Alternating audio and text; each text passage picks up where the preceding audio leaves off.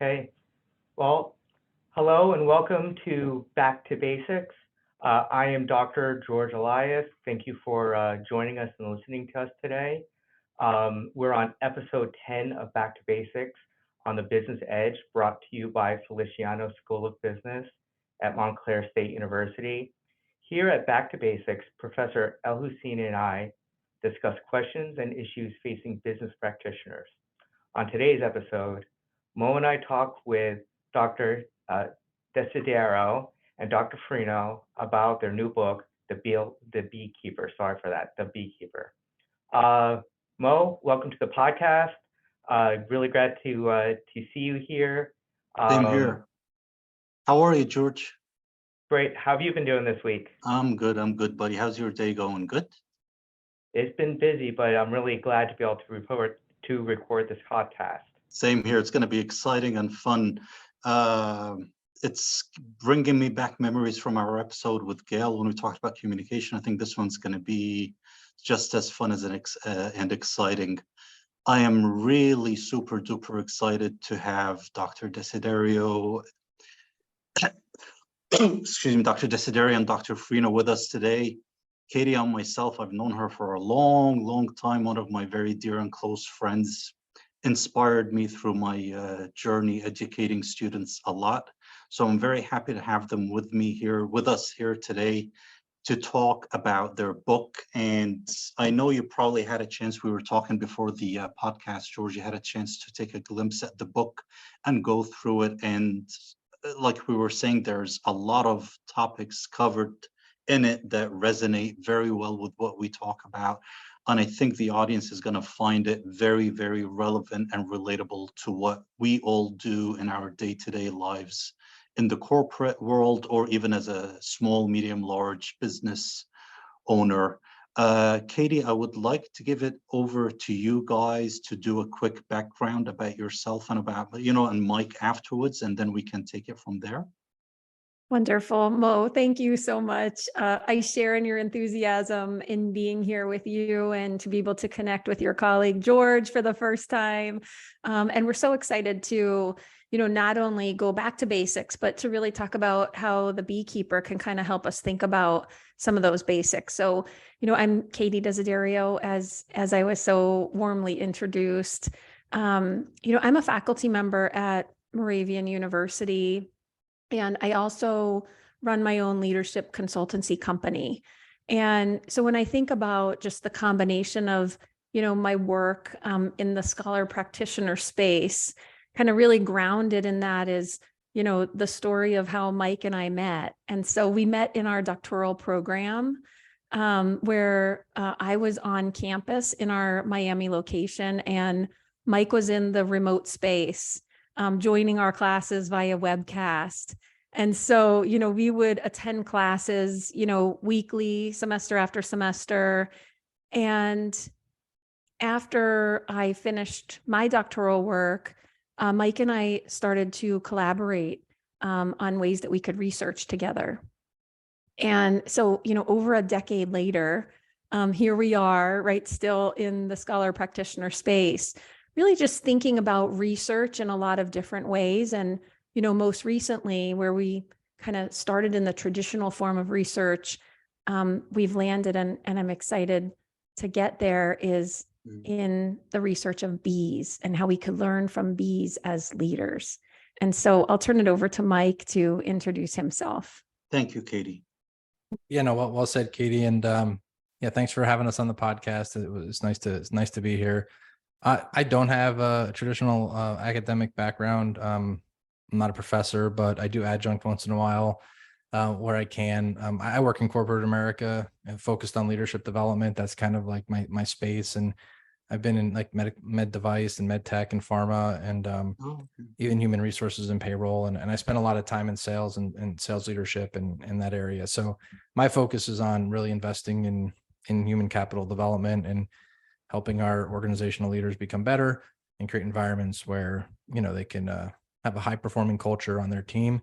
And so as Katie mentioned, we've been publishing together for a decade, and at some point in your life, you're like, yeah, let's write a book. And, it's not easier said than done, but, Yeah. we went on a journey over 2 years, and I think it just goes down to our kind of personality style of kind of a never quit attitude. And so we're able to put something together, and the Beekeeper was born. So it was a exciting journey for sure. Beautiful, Mike. Thank you. Thank you.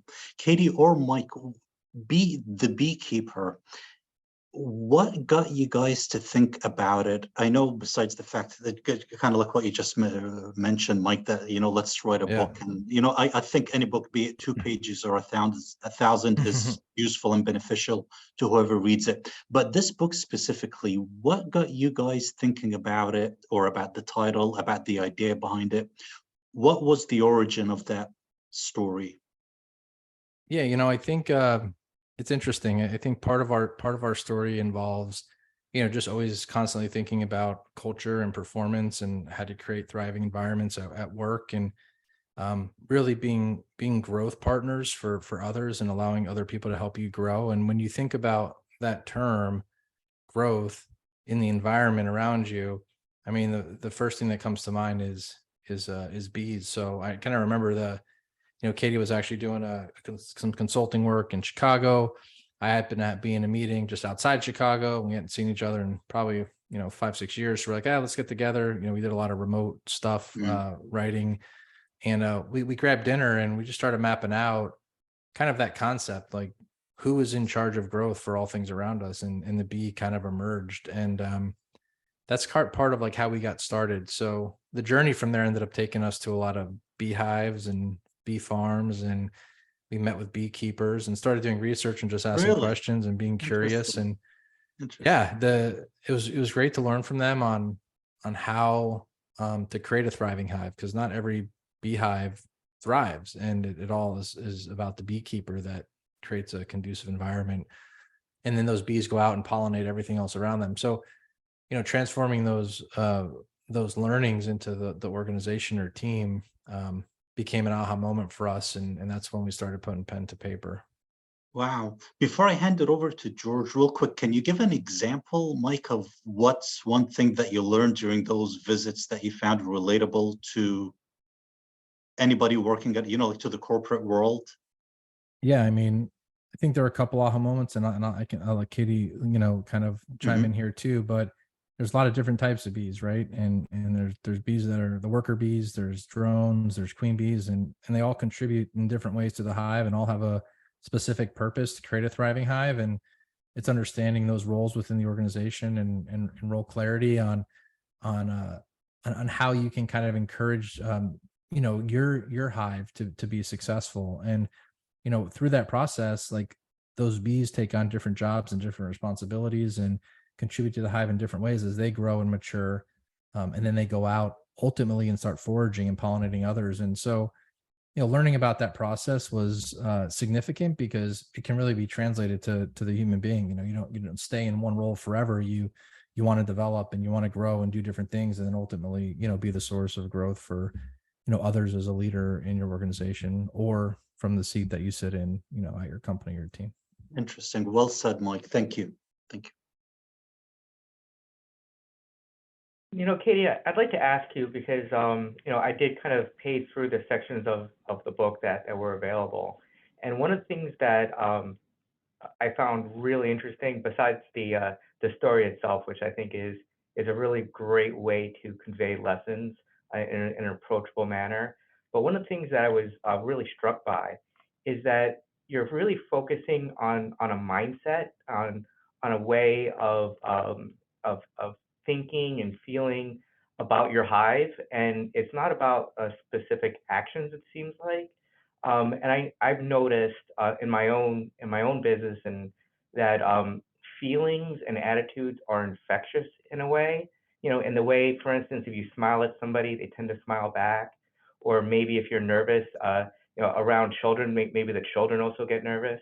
I was wondering if that really plays a role here in the beekeeper, that how the beekeeper works with a hive and takes care of it. Does that become almost infectious among the bees?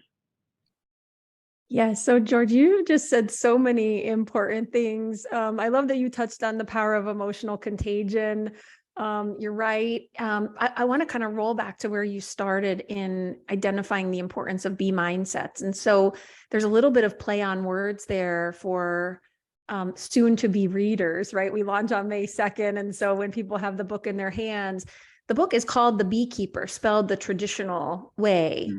But by the end of the book, right, this is no spoiler alert, we're asking everyone to become beekeepers, BE, right? And so we drop one of those E's, right? And so when we use bees and beehives to learn, but to your point, right, we're asking readers to really think about from a leadership perspective, who and how you want to be.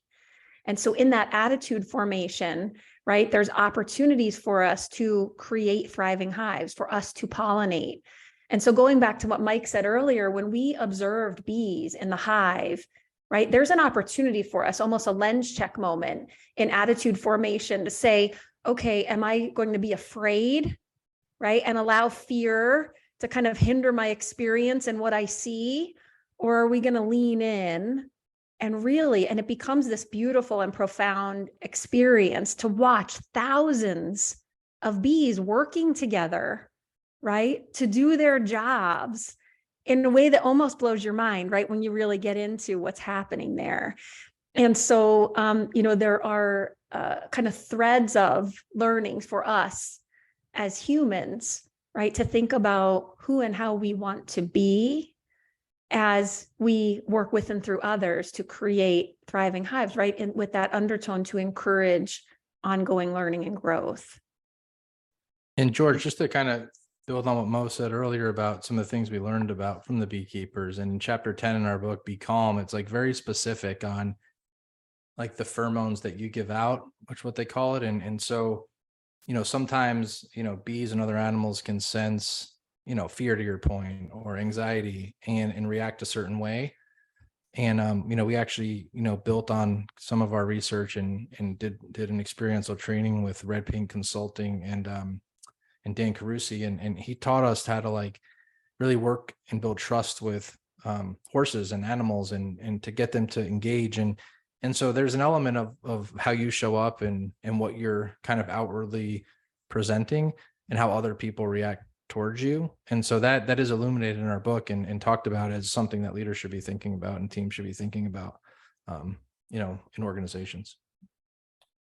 And I was thinking, I think I mentioned it to you very quick, Katie, before we started today, and it's still ringing in my head. And I thought about one sentence you said, and correct me if I'm wrong, that the readers of the book, the book encourages us to formulate our own way to relate to the book. Like I was thinking of servant leadership, right? I told you about servant leadership. That it's the first thing that came to my mind when I was reading parts of it and the story of, I think, her Catherine, right, that we're following along in the book.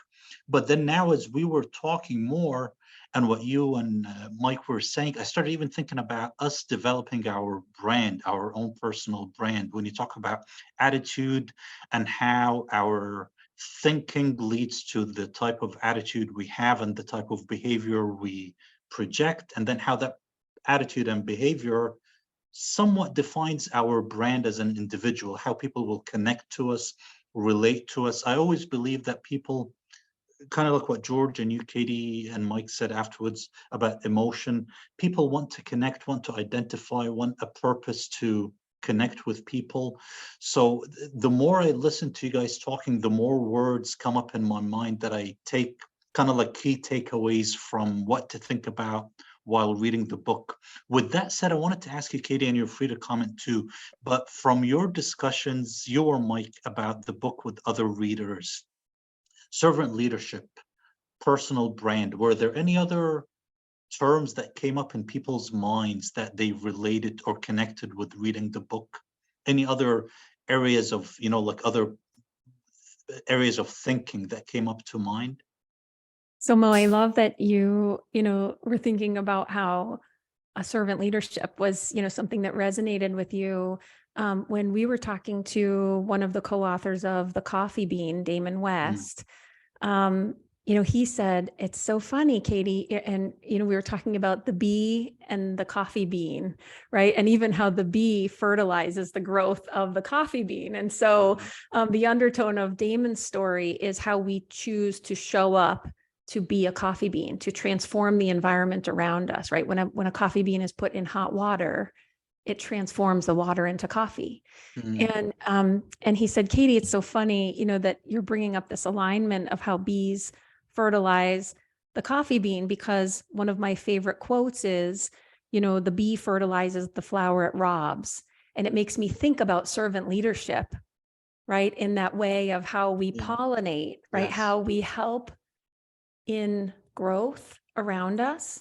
And so I think, to Mike's point earlier, as we kind of go through the chapters in the book and the lessons that Catherine learns in her journey on this, family vacation on a farm, she learns that she kind of finds learning and leadership in unsuspecting places. And so as readers go through the book, it's really open to interpretation to, right, how it resonates with you, right? But how you see the reciprocity, I think, of pollination happening. Interesting. Thank you, Katie. Thank you. Mike, did you want to add something? I mean, certainly there's so much, right, to kind of pull in on servant leadership. One of the things that we focused on in the book and tried to weave through the book was this art of learning to be proximal. And so, when you think about the word proximal and like define it medically, it's like closest to the heart, closest to the center. And so that art of learning to be proximal is really kind of pulling on that thread of servant leadership, right? People need leaders to understand that they're there for the betterment of team, organization, to help people grow. And this art of learning to be proximal is really putting yourself at the center of your company's growth strategy, of your company's mission and values, and being that person who kind of not just talks about your mission and values, but it's the one who is like enacting those and encouraging your team to live those each and every day. And so what readers will learn is like the art of learning to be proximal, and going back to the B mindsets, like be proximal is one of them, right? Like be at the center of your organization's learning and growth, but there's so many others that people can think about. So, be curious could be one of them, right? A lot of times curiosity leads to a lot of growth. And so we want to encourage teams and organizations to kind of create their culture using B mindsets and kind of create their hive using what B mindsets are most important to them to help their culture and their organization or team thrive. And we hope one day they're plastered all over, sports teams' walls and organizations' walls, because that's like what we're trying to ultimately encourage, those behaviors. Yeah. Mo, can I add something? Sure, please. Well, yeah. So Mike is actually bringing up a really nice highlight that, when we think about how people interpret, right? Servant leadership resonated with you. George was talking earlier about, the opportunity to embrace different B mindsets. The book showcases that, in that space of culture building, we're really welcoming deep level diversity. And that means that we're welcoming the different personality and behavioral attributes, the different core values of each person, right? And encouraging diversity of thought and voice. And so I think, we see this come to life in chapter 8, be messy, because people might say, be messy. How is that encouraging? Right. But sometimes for us to really be messy and be vulnerable, right, and lean into spaces that maybe we would look at as like, oh, I have to stay buttoned up and, I can't get my hands dirty, right, metaphorically. There's opportunities that we could miss, right, if we don't allow ourselves to put the lens on to say, I'm showing up, right, in the spirit of learning and growth. Katie, for someone, one of the topics, I'm going to pick one of the things you just mentioned now in your last couple of sentences. One of the things that myself and George always talk about fear, making mistakes, how the manager projects him or herself in front of the team. What would you say to someone, a small business owner or a new manager, right, that manages a group of, let's say, 6 people? What would you say to him or her if they tell you, oh no, I would never take the risk of doing something messy or something that might not work out well because it may risk my image in front of my team? How does a manager, tiptoe on that fine line between coming across as a risk taker or somebody that's willing to take chances versus someone that is incompetent or doesn't know what they're doing? Yeah, so I think, for us to think about, how do we encourage humans to, unapologetically and authentically show up as you instead of how you think you should be, Yes. right? And so in the undertone of the question that you asked, people will often think, well, I should do it this way, right? I shouldn't get messy because. Yes. And so it goes back to the B mindset that Mike brought up earlier about be curious, right? How do we inspire that sense of curiosity that we see in young people, right? And Catherine kind of observes in her children on the farm, right, working with animals, that allows us to discover. And so when we hinder that, right, we're not allowing the opportunities for full potential, for full growth, for the authenticity of just human beings, right, coming together to learn. And sometimes that's messy. And so how do we lean into that, right, to listen, to understand, and to think about the way forward? I agree with you 100%. So would it be correct to say for someone like that, that not only them, they should embrace this, but they should actually train and share this idea with their team that, it's not just me that's going to be messy, but us as a team, we need to take chances. We need to try things out. We need to explore, experience, and so on, right? It's like a team effort, like a collective, not just that manager by him or herself, right? Yeah. So Mo, as you know, because you're an expert in the field too, right? You're alluding to leadership starts with you, right? So leadership starts with each individual. And so the opportunity is for each individual, right, to decide what your B mindsets are, who and how you want to be. And then it goes into the group level, right? What does that mean for us to come together and pollinate and go back to Mike's example of to be proximal, to think about our purpose and our shared values and how we bring those to life. And we watch bees do this, right? They do their individual work, but oh my goodness, when you look at the whole in what they produce. Agree 100%. Thank you, Katie. I want to go back to your comment, Katie, about diversity, because in my business, and I'm sure in other businesses, but I see diversity, especially diversity of thought that comes from having people with unique experiences and come from different places. All that diversity really is a very powerful tool where I work.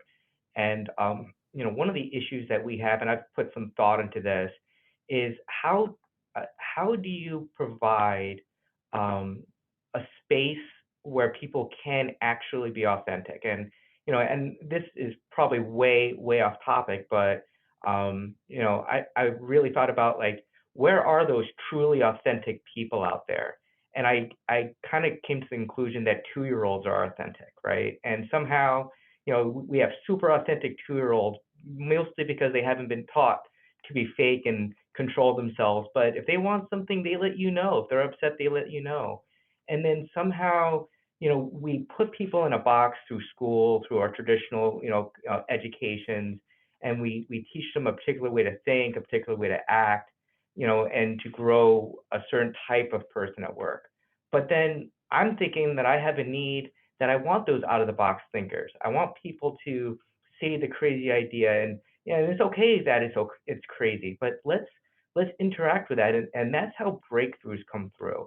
I was wondering if you had anything to say about, how do you provide that space for somebody to have that authentic mindset and, not be fearful of being called crazy or odd, because I'm crazy and odd, right? And I'm proud of that. But where does that come from?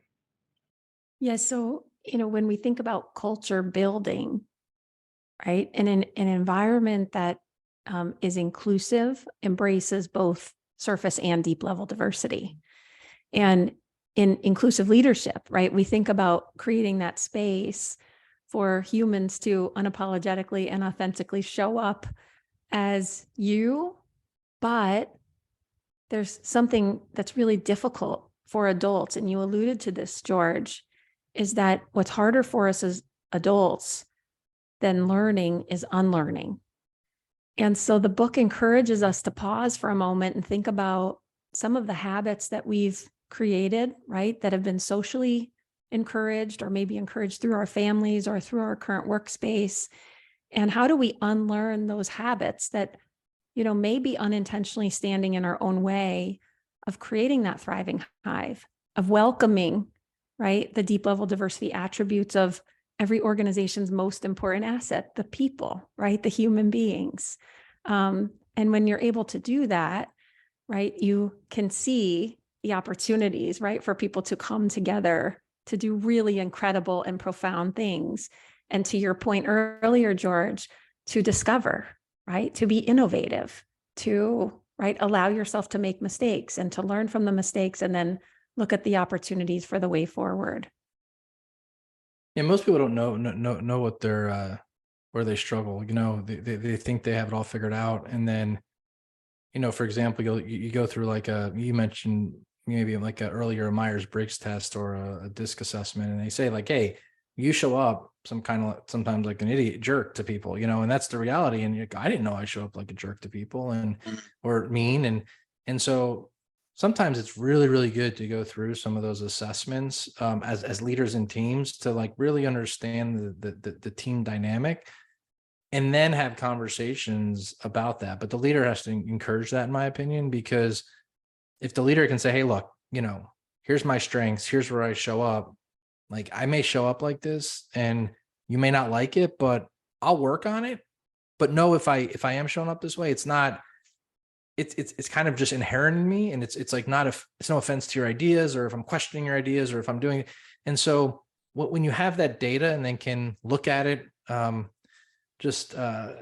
like objectively and say like, this is who I am, and then share that, like people are much more willing to share different ideas and be messy because they know that you were just vulnerable and you just shared with, them how you are. And so it has to start there, I think, in organizations. Yeah. If organizations haven't done those assessments or team building or anything like that, it really is hard to create that deep level diversity and allow for it.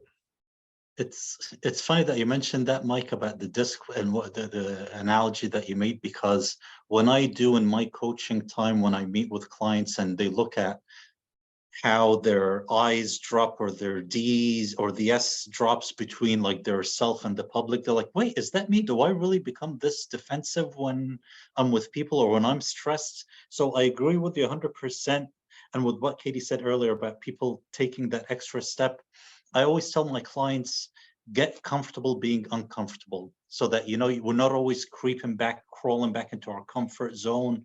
We take 2 baby steps out, something changes that we don't like. You run back into your little comfort nest, safe nest.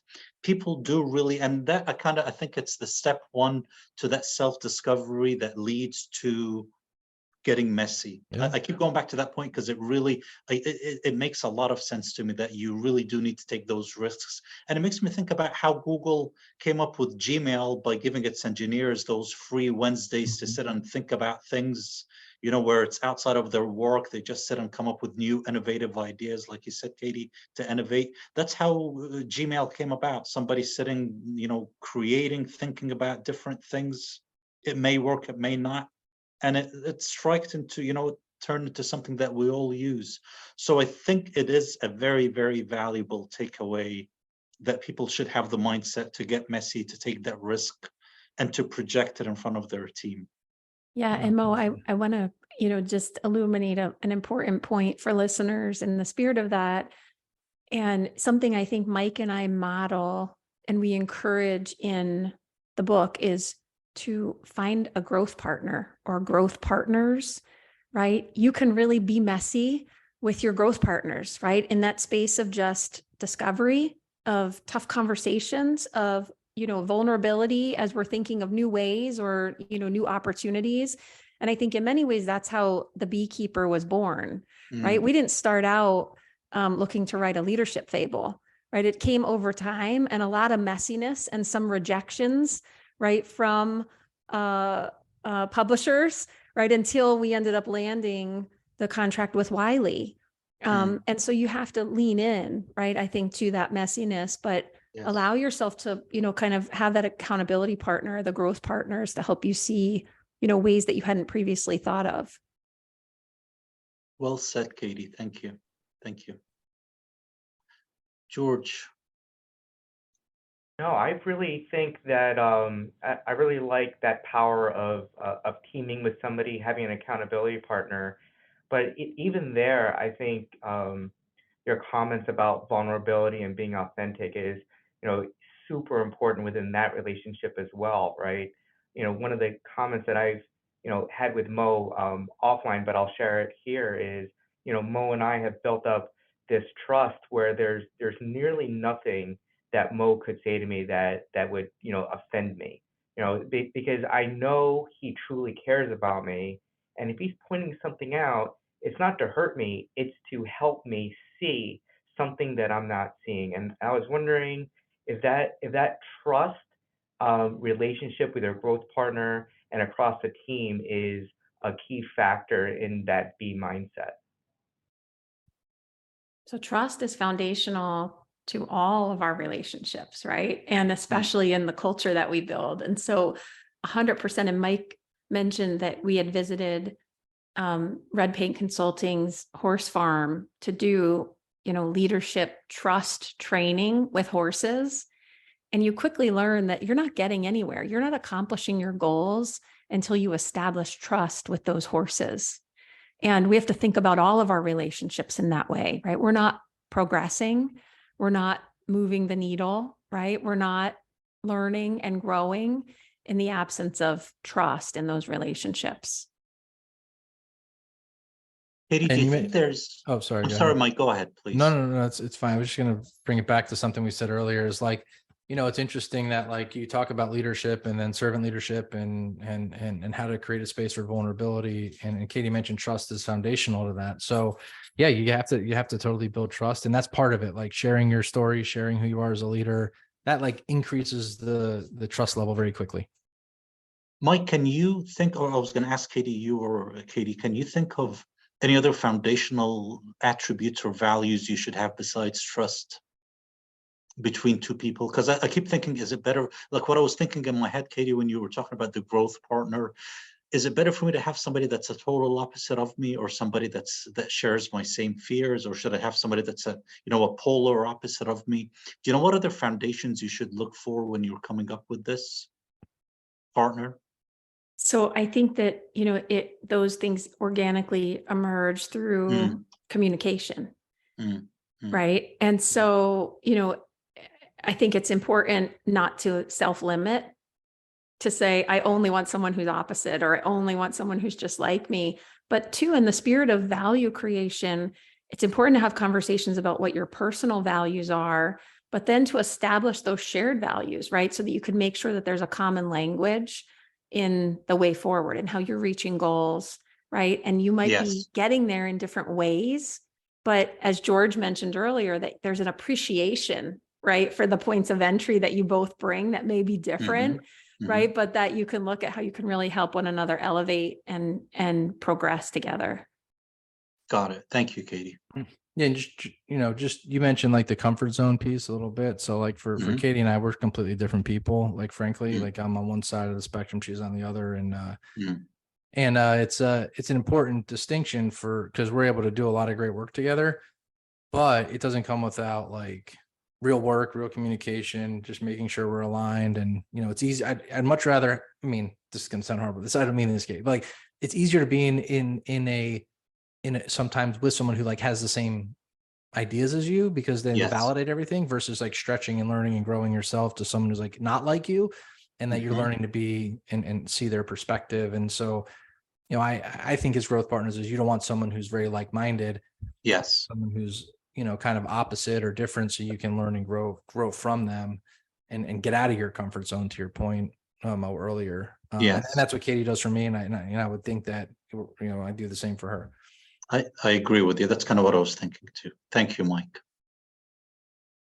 So guys, I think we're going to have to come to the end of this podcast. I think there's been a lot of really great discussion here. I'm super excited. Katie, you said May 2nd is when your book comes out? Yep, May 2nd. Out We're soon. so close. 2 weeks We're away. we're so close. And it's called, let me read this, The Beekeeper, Pollinating Your Organization for Transformative Growth. And where